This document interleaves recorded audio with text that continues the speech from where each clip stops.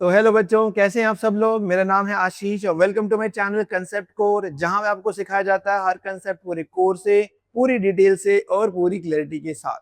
तो बच्चों, आपने देखा होगा पिछली वीडियो में हम लोगों ने क्लास 9 का चैप्टर नंबर 1 शुरू किया था, जिसका नाम था orienting yourself the use of coordinate, जिसकी सारी basic introduction, exercise 1.1, exercise 1.2, distance formula हमने पूरा डिस्कस कर लिया था। और हम पिछली वीडियो में एंड ऑफ चैप्टर एक्सरसाइज कर रहे थे। वीडियो ज्यादा लंबी ना बन जाए, इसलिए मैंने सिर्फ 3 ही क्वेश्चन करवा पाया था एंड ऑफ चैप्टर एक्सरसाइज के। तो आज हम क्या करने वाले हैं, इसी एक्सरसाइज की आगे वाले क्वेश्चन सॉल्व करने वाले हैं। तो ज्यादा टाइम वेस्ट ना करते हुए बच्चों, शुरू करते हैं आज की अपनी वीडियो।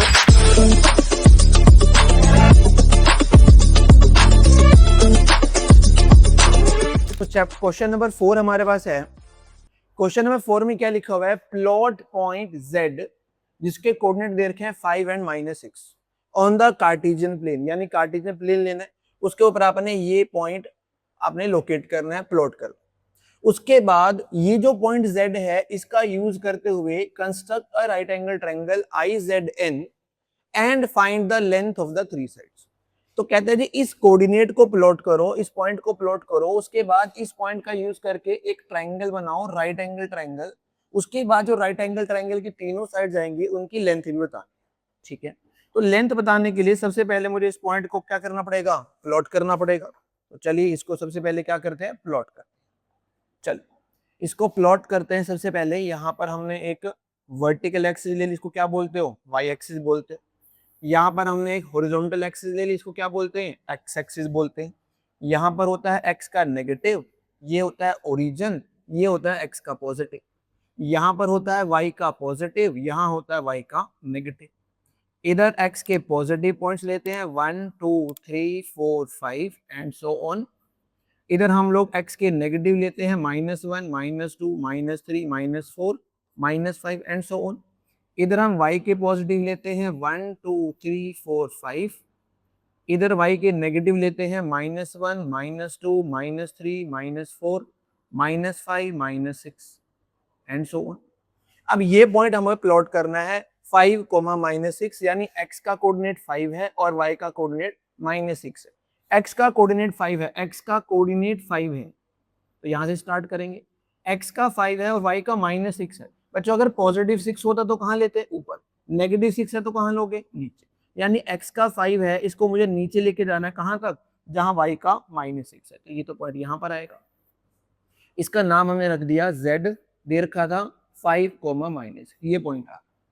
अब कह रहा है कि इस पॉइंट का यूज करते हुए एक राइट एंगल ट्रायंगल बनाओ, उसका नाम रखना है IZN। अब आपने क्या करना है, ऐसा ट्रायंगल बनाना है जिसमें इस पॉइंट का भी यूज करना है, और जैसे मर्जी जिस मर्जी को मिलाओ, एक राइट एंगल ट्रायंगल बननी चाहिए।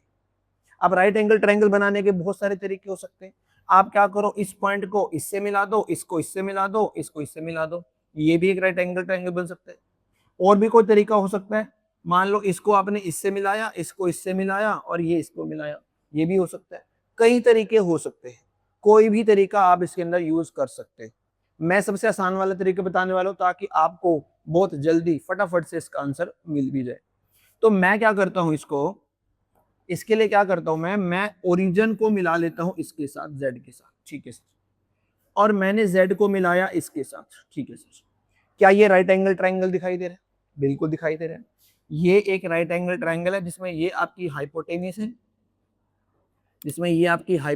है, ये आपका बेस बन गया, और ये क्या बन गया, आपका परपेंडिकुलर। बस अब मुझे क्या करना है, एक ट्रायंगल तो मैंने बना दिया, ट्रायंगल के साथ साथ में ये z हो गया। चलो इसका नाम मैं i रख देता हूँ। ओरिजिन के कोऑर्डिनेट तो मुझे पता क्या होता है, 0,0।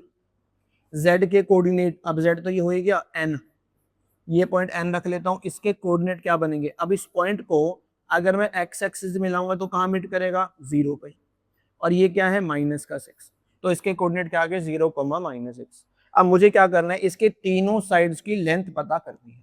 ठीक है, तो लेंथ पता करने के लिए मैं क्या करने वाला हूँ, ये बताइए, यहां से लेकर ये यहां तक, ये -6 तक जा रहा है, तो ये डिस्टेंस कितनी मानी जाएगी, सर ये तो 6 यूनिट लग रही है मुझे। भाई 0 से -6 तक जो डिस्टेंस बनेगी वो कितने यूनिट बनेगी, 6 यूनिट बनेगी। नेगेटिव में तो डिस्टेंस कभी नहीं होती, इसलिए आपकी जो ये डिस्टेंस बनेगी वो कितनी बनेगी, 6 यूनिट बनेगा। तो परपेंडिकुलर कितना आ गया आपका 6 यूनिट आ गया, एक तो साइड आ गई। ठीक है सर, अब आप सर ये साइड बताओ सर कितनी है। अब आप सोचो यहां से लेकर यहां तक ये मुझे डिस्टेंस मापनी है। अगर आपने पॉइंट अच्छे से प्लॉट किए हैं तो ये डिस्टेंस मुझे साफ दिखाई दे रहा है, ये 5 यूनिट के बराबर है। ये वाली जो डिस्टेंस है ये कितने यूनिट के बराबर है सर, 5 यूनिट के बराबर है। ये 6 यूनिट के बराबर है और ये आपकी 5 यूनिट के बराबर है। दो डिस्टेंस निकल गई। सिंपल सी बात, सिंपल सी बात है भाई। ये तो डिस्टेंस मुझे समझ में आ रहा है, ये 6 यूनिट है। ये डिस्टेंस मुझे समझ में आ रहा है सर, ये तो 5 के बराबर है सर, ये तो 5 यूनिट है। दो साइड निकल गई। अब मुझे तीसरी साइड निकालनी है। अब मैं क्या कर सकता हूँ, यहाँ पर पाइथागोरस थ्योरम का यूज कर सकता हूँ। याद करो, डिस्टेंस फॉर्मूला भी लगा सकते हो, कोई दिक्कत नहीं है। पर जब हमें डिस्टेंस फॉर्मूला लगाने की जरूरत ही नहीं है, मेरा क्वेश्चन बहुत आसान बन रहा है, सिंपल क्वेश्चन बन रहा है, तो मुझे डिस्टेंस फॉर्मूला लगाना ही क्यों है। हमने बेसिक बातें क्यों सीखी है, इसीलिए तो सीखी है। ठीक है, तो ये आ गया, ये आ गया। अब मैं लगाऊंगा यहाँ पर पाइथागोरस थ्योरम। पाइथागोरस थ्योरम हम क्या करते हैं, हाइपोटेनियस का स्क्वायर होता है इज इक्वल टू परपेंडिकुलर का स्क्वायर प्लस बेस का स्क्वायर। ठीक है सर, तो हाइपोटेनियस तो मुझे निकालना है। परपेंडिकुलर कितना है हमारे पास, 6 यूनिट है, 6 का स्क्वायर बन जाएगा 36। बेस हमारे पास कितना है सर, 5 यूनिट, तो 5 का स्क्वायर कितना बन जाएगा 25। दोनों को ऐड करते, ऐड करने पर आ जाएगा 61। ऐड करने पर कितना आ जाएगा 61। अब ये स्क्वायर इधर जाकर क्या बना दोगे, स्क्वायर रूट। तो आपका जो हाइपोटेनिस आ गया वो कितना आ गया, अंडर रूट 61 यूनिट आ गया। तो ये डिस्टेंस भी हमारे पास आ गई। तीनों डिस्टेंस निकाली थी, तीनों डिस्टेंस मैंने इसी पर ही निकाल कर दिखा दी है। क्लियर है बात, पक्का, देख लो। चले आगे, नेक्स्ट क्वेश्चन पे चले। ठीक है, फटाफट स्क्रीनशॉट लें इसका, नेक्स्ट क्वेश्चन पे चलता हूं। ओके, ये क्वेश्चन नंबर 5 दे रखा है। क्या लिखा है, क्वेश्चन पढ़ते हैं। What would a system of coordinates be like if we did not have negative number? तो हमारे पास एक कोऑर्डिनेट का सिस्टम है, पूरी चैप्टर जो है वो कोऑर्डिनेट ज्योमेट्री है। तो यानी कोऑर्डिनेट का हमारे पास सिस्टम है जिसमें पॉजिटिव नंबर भी होते हैं, नेगेटिव नंबर भी होते हैं और जीरो भी इंक्लूड होते हैं। क्वेश्चन ये कह रहा है कि वो जो कोऑर्डिनेट का सिस्टम है कैसा होता अगर हमारे पास नेगेटिव नंबर नहीं होते। अब आप सोचो, जो हमारा कोऑर्डिनेट सिस्टम है उसमें तो हम कार्टेशियन प्लेन का यूज करते हैं।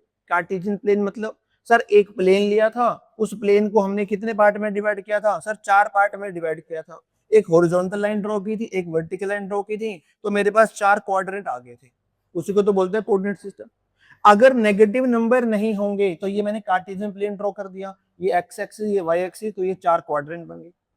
अगर नेगेटिव नंबर नहीं होंगे तो हमारा कार्टेशियन प्लेन जो कोऑर्डिनेट सिस्टम होगा वो कैसा दिखाई देगा। तो भाई सिंपल सी बात है, जहां पे मेरे 4 क्वाड्रेंट थे, अगर नेगेटिव नंबर नहीं होंगे तो इधर वाला नेगेटिव नंबर हमने नहीं लेना। हमने इधर वाला नेगेटिव है, ये नेगेटिव है, ये भी नहीं ले पाएंगे। ये नेगेटिव है, ये पॉजिटिव है, हम नेगेटिव तो ले नहीं पाएंगे। यानी मेरा जो पूरा सिस्टम आएगा वो सिर्फ पॉजिटिव नंबर के लिए आएगा। और मेरे पास कितने क्वाड्रेंट की बात हो पाएगी, सिर्फ एक क्वाड्रेंट की बात हो पाएगी। यानी पूरे प्लेन में से मैं सिर्फ एक क्वाड्रेंट की ही बात कर सकता हूँ, 1/4 पार्ट की ही बात कर सकता हूँ। सारे प्लेन की बात तो मैं कर ही नहीं सकता। यही बात आपने अपने आंसर के अंदर लिखनी है। तो आंसर में आप क्या लिखेंगे, if we did not have negative numbers,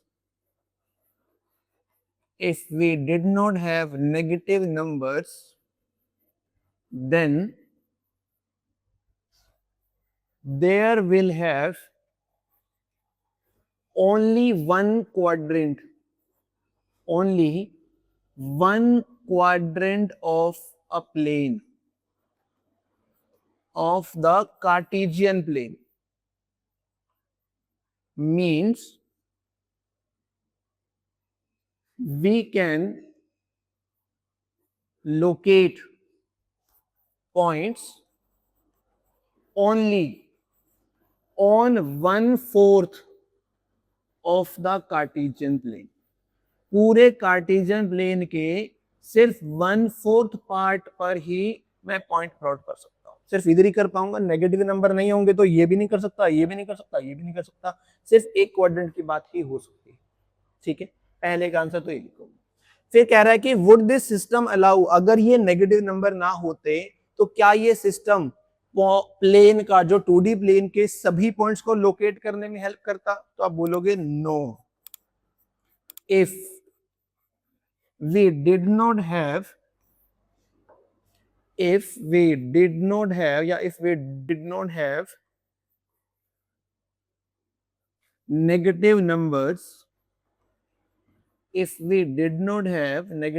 बच्चों मैं लिख के भी ला सकता था, पर मैं चाह रहा हूं कि तुम्हें थोड़ी फील आए कि भी तुम साथ साथ में लिख भी सको, थोड़ा सा महसूस कर सको कि हाँ ठीक है, मुझे क्या लाइन बनानी पड़ेगी, या मुझे कोई क्वेश्चन में क्या पूछा गया, मेरा आंसर क्या लिखना चाहिए।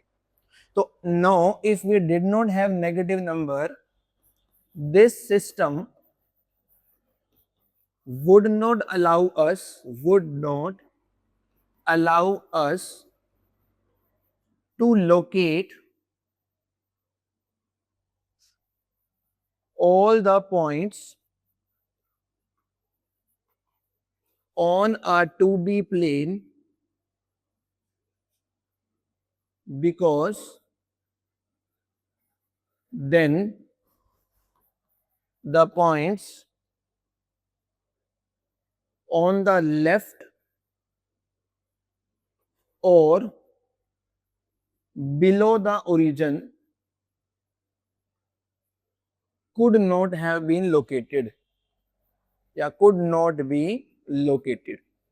यानी अगर नेगेटिव नंबर नहीं होंगे तो भाई हम लोग ओरिजिन के सिर्फ इधर राइट साइड में और ऊपर ही प्लॉट कर पाएंगे पॉइंट्स को, उन्हीं को लोकेट कर पाएंगे, पर जो ओरिजिन के इधर की तरफ होंगे या नीचे की तरफ होंगे उनको तो लोकेट ही नहीं कर पाएंगे। अब प्लेन को ये छोड़िए कि प्लेन ये सिर्फ बोर्ड है, प्लेन तो इनफाइनेटली इधर भी एक्सपेंडेड है, इधर भी एक्सपेंडेड है, ऊपर भी है और ऊपर नीचे भी। तो मैं इस सारे प्लेन को मैं ये तो नहीं कह सकता कि चलो सर ये एक बोर्ड इतना सा प्लेन है, भाई ये प्लेन है, एग्जांपल तो है, पर ये पूरा एग्जैक्ट प्लेन थोड़ी है ना। ये एग्जैक्ट प्लेन का मतलब प्लेन की परिभाषा तो बेटे लेंथ भी इसकी इनफाइनाइट हो सकती है और ब्रेड्थ भी इनफाइनाइट हो सकती है, तो ये एक प्लेन का छोटा सा एक एग्जांपल है। तो अगर मैं बोलूं कि इस प्लेन में मुझे नेगेटिव नंबर नहीं है, तो नेगेटिव नंबर नहीं होंगे तो मुझे एक्सिस को यहां ड्रॉ करना पड़ेगा, यहां करना पड़ेगा, ये कॉर्नर क्या आएगा मेरा, ओरिजिन आएगा। अब अगर ये मेरा प्लेन है, इधर ही प्लॉट कर पाऊंगा, तो जो इस बोर्ड के इधर की तरफ है, जो इस कॉर्नर के नीचे की तरफ है, उसको तो पॉइंट को लोकेट नहीं कर पाऊंगा। तो अगर नेगेटिव नंबर नहीं होंगे तो सिर्फ एक क्वाड्रेंट को ही लोकेट कर पाऊंगा, जो पॉइंट्स ओरिजिन के लेफ्ट में है, ओरिजिन के नीचे हैं, उनको मैं लोकेट नहीं कर पाऊंगा। ये बात आपने यहां पर लिखी। नेक्स्ट क्वेश्चन पे चलते हैं। अब आगे लिखा है are the points M A and G on the same straight line.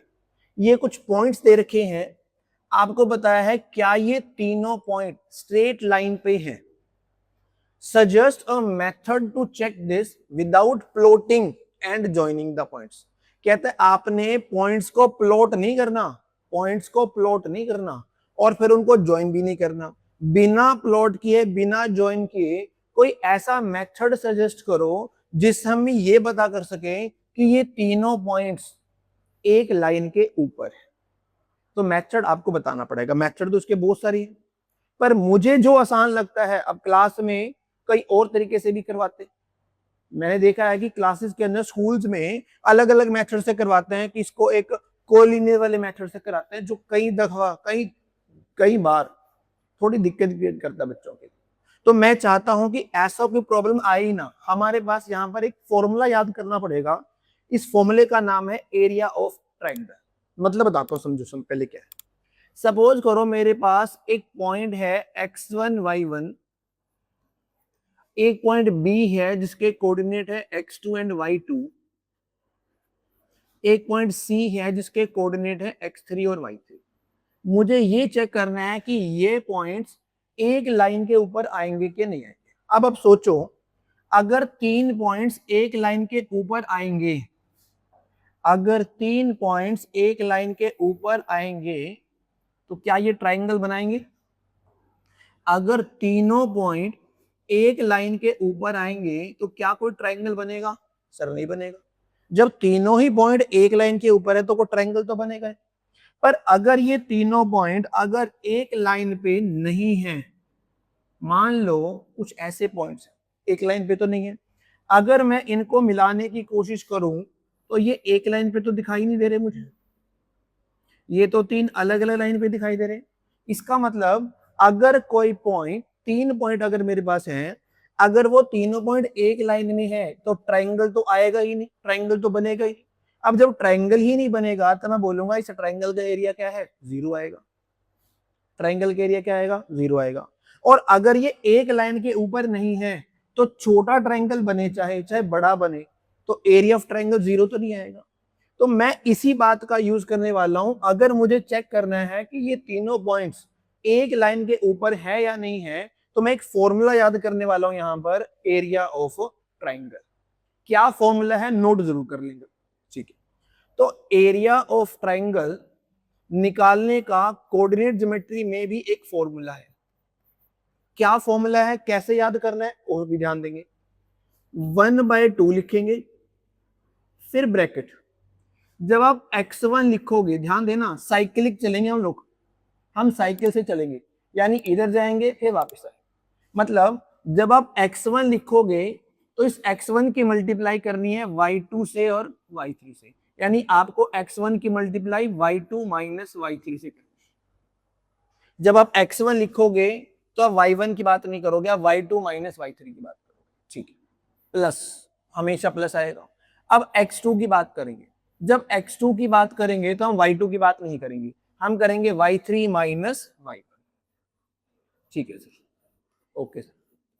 उसके बाद अब आती है बात x3 की। जब हम x3 का यूज करेंगे तो y3 का यूज नहीं करना, हम किसका यूज करेंगे, y1 और माइनस y2 का।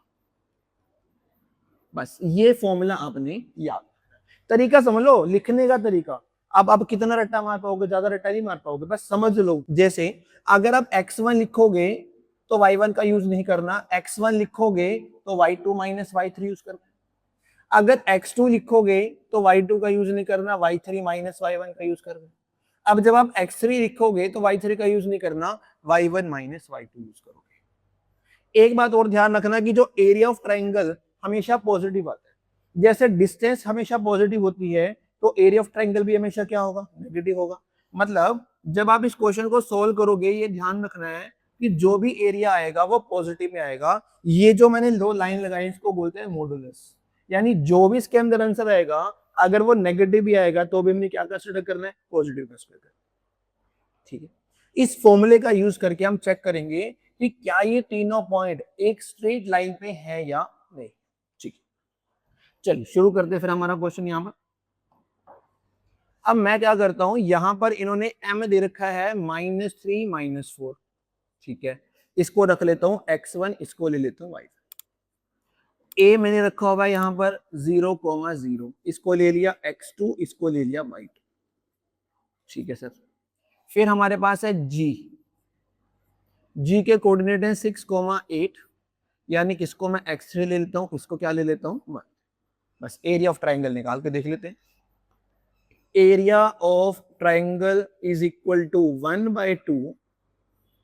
जब आप x1 लिखोगे, जब आप x1 लिखोगे तो y1 तो नहीं लिखोगे, आप क्या लिखोगे, y2 minus y3, y2 minus y3 लिख दिया, प्लस फिर आप x2 लिखोगे। जब x2 लिखोगे 0 तो y2 का यूज नहीं करना, आपने क्या यूज करना है, y3 माइनस y1।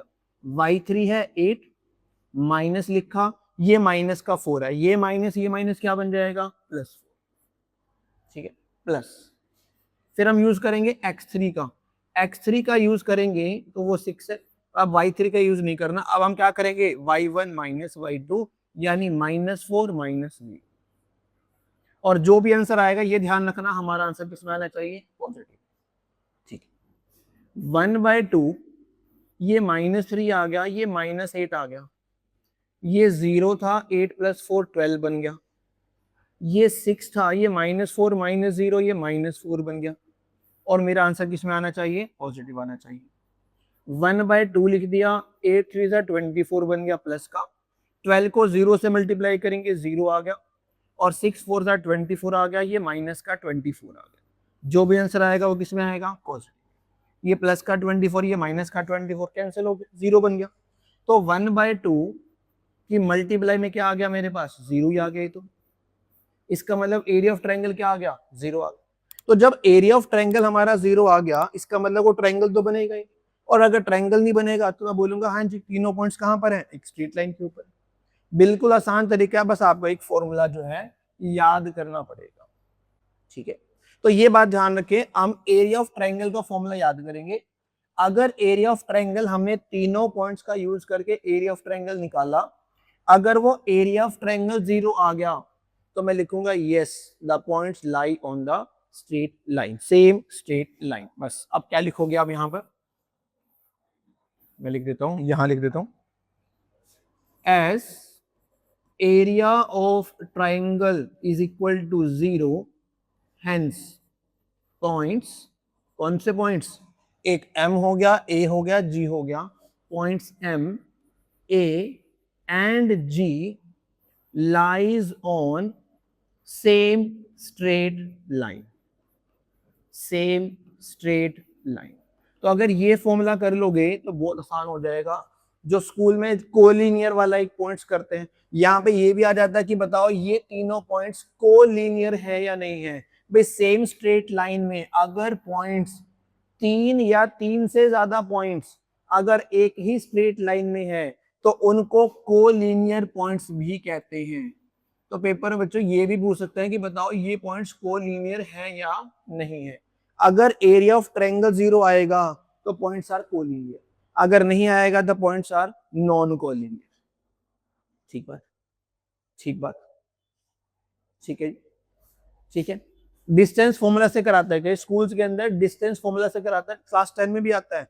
पर डिस्टेंस फॉर्मूले की जरूरत नहीं है, अगर आप ये वाला कर लोगे तो आपका बिल्कुल आसान तरीके से हो जाएगा, इसमें ज्यादा मेहनत नहीं करनी पड़ेगी आपको। डिस्टेंस फॉर्मूला में तो थोड़ा सा आपको टाइम कंज्यूमिंग भी होगा, डिस्टेंस निकालनी पड़ेगी, पहले A से B निकालो, B से C निकालो, फिर C से A निकालो, फिर वो अलग मेथड है, उसके लिए मैं अलग से वीडियो बना दूंगा। पर आपको अगर ये पता करना है कि पॉइंट्स एक ही लाइन की है कि नहीं, एक ही लाइन के ऊपर है कि नहीं है, बस आपको ये फॉर्मूला याद करना है। अगर ये एरिया ऑफ ट्रायंगल जीरो आ गया तो कोलिनियर है, नहीं तो कोलिनियर नहीं है। ठीक बात, चले आगे, चलो नेक्स्ट चलते।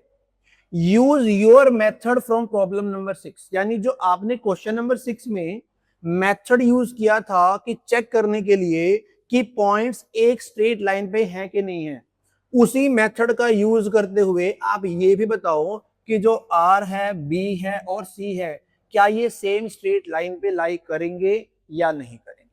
ठीक है, उसके बाद आप दोनों पॉइंट्स को प्लॉट करो, दोनों सेट को, यानी इसको भी करो और जो पिछले क्वेश्चन में था उसको भी पॉइंट को प्लॉट करो, और प्लॉट करके चेक करो कि क्या आपका आंसर सही है या नहीं। पिछला आंसर तो हमने देख लिया, एरिया ऑफ ट्रायंगल जीरो आया था तो एक पॉइंट पे थे, वो चेक करेंगे। अब इसका चेक करना पड़ेगा पहले कि स्ट्रेट लाइन पे है या नहीं। ठीक, तो उसके लिए क्या करते हैं, जो ये R पॉइंट दे रखा है इसके कोऑर्डिनेट है -5 एंड -1, इसको ले लिया x1, इसको ले लिया y1। ठीक है सर, जो B पॉइंट है उसके कोऑर्डिनेट दे रखे हैं -2 -5, इसको मैंने ले लिया x2 और इसको ले लिया y2। फिर एक पॉइंट दे रखा है C 4 एंड -12, इसके कोऑर्डिनेट है x3 ले तो इसको y3 ले। और मैंने बताया अभी एरिया ऑफ ट्रायंगल का एक फॉर्मूला लिखना है।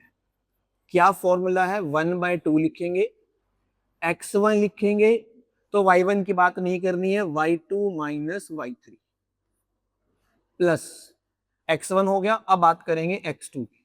अब जब x2 लिखोगे तो y2 की बात नहीं करनी है, y3 माइनस y1 प्लस अब आएगा x3। अब x3 आएगा तो y3 की बात नहीं करेंगे, y1 माइनस y2। और जो भी आंसर आएगा वो हमेशा किस में आना चाहिए, पॉजिटिव आना चाहिए। ठीक, यूज करते हैं इसको। 1/2 लिखा, x1 की जगह पे क्या लिखेंगे, -5, y1 की बात नहीं करनी, y2 माइनस y3, y2 लिखा -5, माइनस लिखा, y3 की जगह -12, ये माइनस क्या बन जाएगा, +12 प्लस x2 मेरे पास कितना है, -2, y3 कितना है मेरे पास, -12, और y1 हमारे पास कितना है, -1, ये माइनस क्या बन जाएगा, प्लस x3 मेरे पास 4 है, तो y1 है मेरे पास -1 माइनस y2 है -5, ये माइनस बन जाएगा +5, और ये सारा आंसर किस में आना चाहिए? पॉजिटिव आना चाहिए। ठीक है, 1/2 आ गया, -5, ये माइनस का 5, ये प्लस का 12, ये बन गया 7, -2 लिख दिया यहाँ पर, -12 + 1 बन गया माइनस का 11, +4, ये -1 + 5 बन गया प्लस का 4। जो भी आंसर आएगा वो किस में आएगा? पॉजिटिव में आएगा। 1/2, ये तो बन गया माइनस का 35, ये माइनस माइनस प्लस बन गया 11 2 22, और ये 4 4 बन गया 16। जो भी आंसर आएगा वो पॉजिटिव में आना चाहिए। -35 कर लिया, ये दोनों प्लस के हैं तो ऐड कर लोगे, प्लस का 34 प्लस का 38 आ गया, सॉरी प्लस का आ गया 38। जो भी आंसर आएगा वो पॉजिटिव आना चाहिए। ये हमारे पास कितना आएगा? 3 आएगा। आंसर आना चाहिए पॉजिटिव में, वो तो पॉजिटिव आ ही रहा है। तो इसका मतलब एरिया ऑफ ट्राइंगल जो हमने निकाला, वो ट्राइंगल का एरिया आ गया 1/2 के मल्टीप्लाई में 3, या बोले तो 3/2, पॉजिटिव ही है। और यहाँ पे लिख देते हैं स्क्वायर यूनिट। एरिया हमेशा किस में लिखते हैं? स्क्वायर में लिखते हैं, तो स्क्वायर यूनिट लिख देते हैं। तो ये तो 0 नहीं आया, तो as area of triangle is not equal to 0, hence points A, B and C do not lie on same straight line. Same straight line. यही हमारा आंसर। प्लॉट करके आप खुद देख लेना, ये वाले तीनों पॉइंट प्लॉट करना, तीनों को मिलाना। आर दे रखा था, सॉरी आर दे रखा था, मैंने बी ए लिख दिया, चलिए आ गया। ठीक है, तो ये पॉइंट्स, इसके भी पॉइंट्स आप प्लॉट करके देखना, आर बी और सी, फिर उनको मिला के देखना क्या वो एक लाइन के ऊपर आएंगे, देखोगे नहीं आएंगे। सिमिलरली पिछले क्वेश्चन में, पिछला क्वेश्चन जो हमने किया था, इसके भी तीनों पॉइंट्स को आप प्लॉट करना और मिलाकर देखना, वो एक स्ट्रेट लाइन पे दिखाई देंगे। वो आपको चेक करना, ग्राफ पेपर पे चेक करोगे तो देखोगे ये जो तीनों पॉइंट्स हैं ये तो एक लाइन पे मिलेंगे, पर जो क्वेश्चन नंबर हमारा 7 था, इसका एरिया ऑफ ट्रायंगल 0 नहीं आया, तो ये आपको एक लाइन पे दिखाई नहीं देंगे। ठीक है, प्लॉटिंग का काम मैं आपके लिए छोड़ रहा हूं, वो उसको आप अपने आप कर लेना। ठीक, चले आगे। क्लियर? फॉर्मूला समझ में आ गया एरिया ऑफ ट्रायंगल का? नोट जरूर कर लेना, बहुत काम आएगा। चल, कोलिनियर आ जाएगा कि ये पॉइंट्स कोलिनियर थे कि नहीं थे? भाई एरिया ऑफ ट्रायंगल 0 नहीं आया, hence points are B and C are not collinear. Word आएगा कोलिनियर, कोलिनियर, एक लाइन पे है कि नहीं है। फटाफट स्क्रीनशॉट इसका, नेक्स्ट बढ़ते हैं आगे। नेक्स्ट आता है हमारे पास क्वेश्चन नंबर 8, क्या कहते हैं? Using the origin as one vertex, यानी ओरिजिन को एक वर्टेक्स लेते हुए plot the vertices of a right angled isosceles triangle. यानी आपने ओरिजिन को एक वर्टेक्स कंसिडर करना है, उसको वर्टेक्स कंसिडर करके बाकी की दो वर्टेक्स का यूज आपको बनाना है, मतलब आपको खुद बनाने वर्टिसेस, ताकि एक right angle triangle isosceles triangle बन जाए। दूसरी बात क्या कह रहा है? एक ऐसा आइसोसेलेस ट्रायंगल भी बनाना है जिसकी एक वर्टेक्स क्वाड्रेंट 3 में हो और दूसरी वर्टेक्स कहां पर हो? क्वाड्रेंट 4 में। तो एक ही क्वेश्चन में दो बातें पूछी। तो सबसे पहला काम क्या करते हैं हम लोग? एक ऐसा राइट एंगल ट्रायंगल बनाते हैं जो आइसोसेलेस हो और एक वर्टेक्स क्या हो? ओरिजिन। ठीक है, बनाते हैं इसका। तो सबसे पहले कार्टेशियन प्लेन बनाना पड़ेगा, तो ये हमने क्या कर दिया, एक कार्टेशियन प्लेन। ग्राफ नोटबुक पे बनेगा ये, तो ग्राफ नोटबुक पे बना लेना, बहुत अच्छे से बन जाएगा, कोई दिक्कत नहीं आएगी। तो यहाँ पर क्या था? x का नेगेटिव, यहाँ ओरिजिन, यहाँ x का पॉजिटिव, यहाँ y का पॉजिटिव और यहाँ पर y का नेगेटिव। यहाँ पे लिखते हैं प्लस का 1, प्लस का 2, प्लस का 3, प्लस का 4, प्लस का 5, 6, 7। यहाँ पे लिखते हैं -1, -2, -3, -4। यहाँ x y का पॉजिटिव 1, 2, 3 एंड 4 लिख लेता हूँ। यहाँ पर y का नेगेटिव -1, -2, -3, -4, -5, -6 एंड सो। अब कह रहा है ऐसा right angled isosceles triangle, right angled होना चाहिए। आइसोसेलेस का मतलब दो साइड इक्वल होनी चाहिए। अब राइट एंगल्ड में दो साइड इक्वल कौन से हो सकती है? हाइपोटेनस तो नहीं हो सकता। राइट एंगल ट्रायंगल में एक हाइपोटेनस बोलते हैं, एक को परपेंडिकुलर, एक को क्या बोलते हैं? बेस। और हाइपोटेनस क्या होती है? सबसे बड़ी साइड होती है। तो जो सबसे बड़ी साइड है वो किसी के बराबर तो नहीं हो सकती। यानी आपकी हाइपोटेनियस तो ना तो परपेंडिकुलर के बराबर हो सकती है ना बेस के बराबर हो सकती है। तो परपेंडिकुलर और बेस ही बराबर हो सकते हैं। यानी आपको ऐसी राइट एंगल ट्रायंगल बनानी है जिसका परपेंडिकुलर और बेस क्या हो? इक्वल। और ओरिजिन क्या होने चाहिए? एक वर्टेक्स होनी चाहिए। तो हम क्या करते हैं, ओरिजिन को तो बोला है कि सर वर्टेक्स ले लो, लो जी मैंने ओरिजिन को तो ले लिया वर्टेक्स, ठीक है। अब राइट एंगल बनाना है, आइसोसेलेस बनाना है, कई तरीके से बन सकता है। मैं क्या करता हूं इसको, मुझे राइट एंगल बनाना है, आइसोसेलेस बनाना है, तो मैं क्या करता हूं, इसको यहां तक ले जाता हूं। मर्जी है 3 तक ले लो, 4 तक ले लो, 5 तक ले लो, आपकी मर्जी है। मैं क्या करता हूं, इसको यहां पर 3 यूनिट तक ले लेता हूं। सिमिलरली ओरिजिन के ऊपर की तरफ यहां भी 3 यूनिट लेनी पड़ेगी। भाई आइसोसेलेस बनाना है तो अगर मैं ये 3 यूनिट लूंगा, अगर मैं ये 3 यूनिट लूंगा तो मुझे ये भी क्या लेना पड़ेगा? 3 यूनिट ही लेना पड़ेगा, ठीक है। तो ये आइसोसेलेस तो अब दिखाई दे रहा है मुझे, अब इसको मिला दो बस। तो ये आइसोसेलेस भी बन गया और ये राइट एंगल भी बन गया। तो एक क्वेश्चन तो मेरा सॉल्व हो गया, राइट एंगल ट्रायंगल भी बन गया, आइसोसेलेस बन गया, क्योंकि ये भी 3 यूनिट था और ये भी कितना था? 3 यूनिट था। एक तो हमने ये बना दिया, ठीक है, एक तो ये हमने बना दिया, इसको मैं हटा देता हूं। एक तो ये प्लॉट करना कर दिया। दूसरा कह रहा है ऐसा राइट एंगल ट्रायंगल आप बनाओ, आइसोसेलेस ट्रायंगल बनाओ, राइट एंगल नहीं कह रहा, ऐसा आइसोसेलेस ट्रायंगल बनाओ जिसकी एक वर्टेक्स ओरिजिन होनी चाहिए, उसके अलावा एक वर्टेक्स क्वाड्रेंट 3 में और एक क्वाड्रेंट 4 में होनी चाहिए। यानी अगर मैं इस ओरिजिन से होते हुए एक कोई भी ट्रायंगल बनाऊंगा तो एक होनी चाहिए क्वाड्रेंट 3 में, एक होनी चाहिए क्वाड्रेंट 4 में। ये फर्स्ट, ये सेकंड, ये थर्ड और ये फोर्थ। यानी यहां से एक इधर मिलाना पड़ेगा, एक इधर मिलाना पड़ेगा। होना चाहिए आइसोसेलेस, दो साइड इक्वल होनी चाहिए। अब दो साइड इक्वल के लिए मैंने क्या किया, मैं क्या करता हूं, यहां से मैं यहां से थोड़ा ध्यान रखूंगा कि मैं इसको जहां जिस कॉर्नर पे लेके जाऊंगा, अगर मैं ये -4 ये -3 तक लेके गया तो इधर भी मुझे 4 और 3 तक लेके जाना पड़ेगा। यानी दोनों पॉइंट्स क्या होने चाहिए? एक दूसरे के मिरर इमेज होने चाहिए। मिरर इमेज मैंने पिछली वीडियो में बताया था, मिरर इमेज क्या होते हैं कि जितनी डिस्टेंस इधर होनी चाहिए उतनी ही डिस्टेंस इधर होनी चाहिए।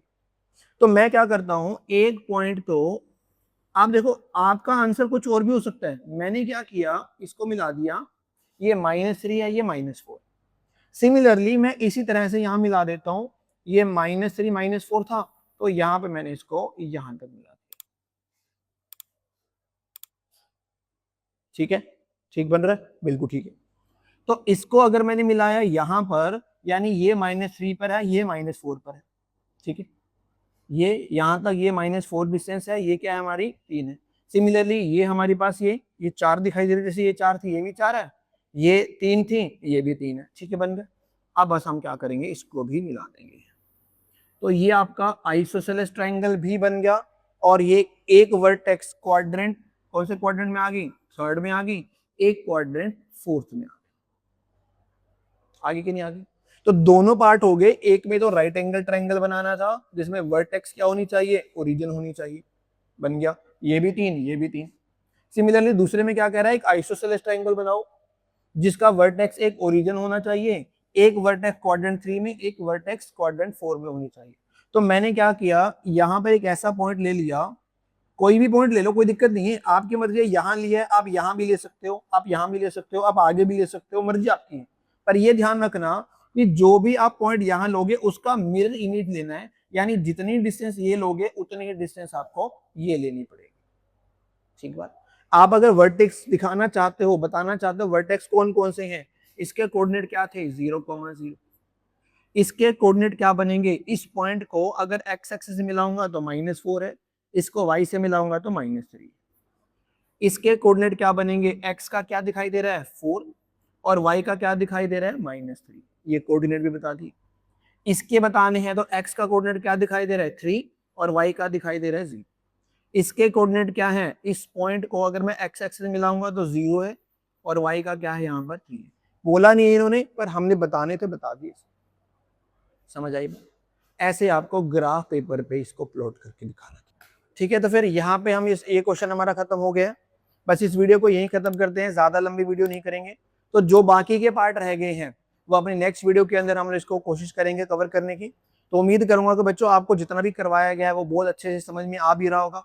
अगर आपको वीडियो अच्छी लगती है तो प्लीज चैनल को सब्सक्राइब जरूर करें, क्योंकि बहुत ज्यादा मेहनत लगती है, बहुत ज्यादा आपको समझाने के लिए बहुत कुछ ऐसी बातें होती हैं जो हमें बैकग्राउंड में करनी पड़ती हैं, यानी समझना पड़ता है पहले कि आपको कैसे और अच्छे तरीके से समझाया जा सकता है। ठीक है ना? तो अगर आपको चैनल अच्छा लग रहा है तो प्लीज लाइक जरूर करें, शेयर जरूर करें, और इसी तरह के वीडियो के लिए चैनल पे बने रहिए, खुश रहिए, हंसते रहिए, मुस्कुराते रहिए और कंसेप्ट कोर की वीडियोस देखते रहिए। तो मिलते हैं अपनी नेक्स्ट वीडियो के अंदर, तब तक के लिए नमस्कार।